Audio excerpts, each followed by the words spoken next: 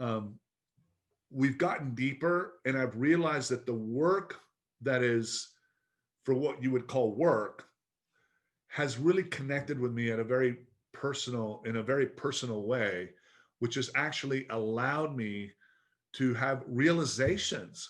So I never expected the process of being creative around putting together some sort of a speech or a presentation or something, to actually be the discovery tool to help me connect the dots.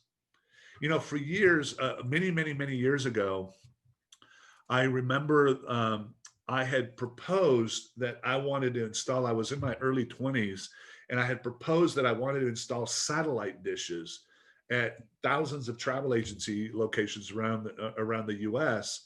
And of course, you know, this is before, you know, direct TV and dish and all that stuff. This is back when it was only being used, small dishes, KU satellite was being used by businesses.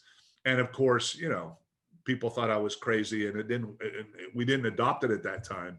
And then you fast forward another decade, and I showed some of the early video streaming technology to one of my team members. And she was this British lady, and I'll never forget her reaction. She goes, "Oh, you never do let go of an idea, do you?" Right? And I remember thinking to myself, thinking about how ideas, like, I had a visualization of my head being like a giant lotto ball holder, right, with a little ping pong balls with numbers on it, and thinking that ideas should never go away. Like I got an idea and go, what do you think? What do you think? What do you think? No, no, no, we don't want that. So I stick it back in my, and it bounces around my head again.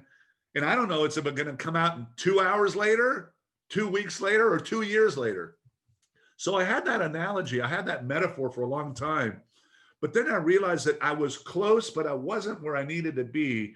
It really was like the lotto, right? Because the reality is that the success of anything wasn't about one idea, it was about a series of ideas coming out in a specific sequence at a specific time in order to hit the lottery, right? In order for it to be successful.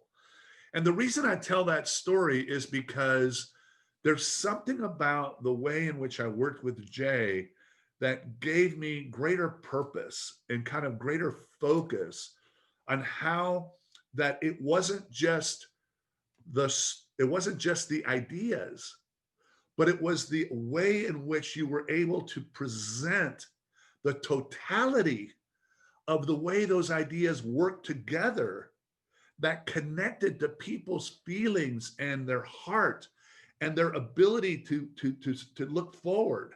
You know, one of my other mentors that has become amazing as well is Dr. Brene Brown, you know, and she talks about the fact that human beings don't actually change their behaviors or whatever through fear, but by the ability to see a better future and see a path.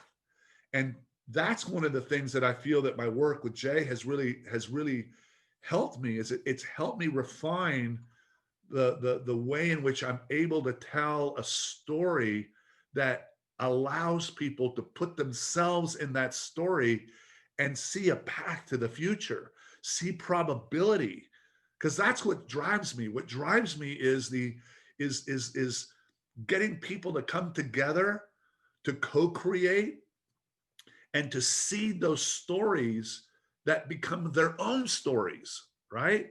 So it's almost like, you know, it's almost like the you know, the baseline story that then people can then adapt and take on to themselves. So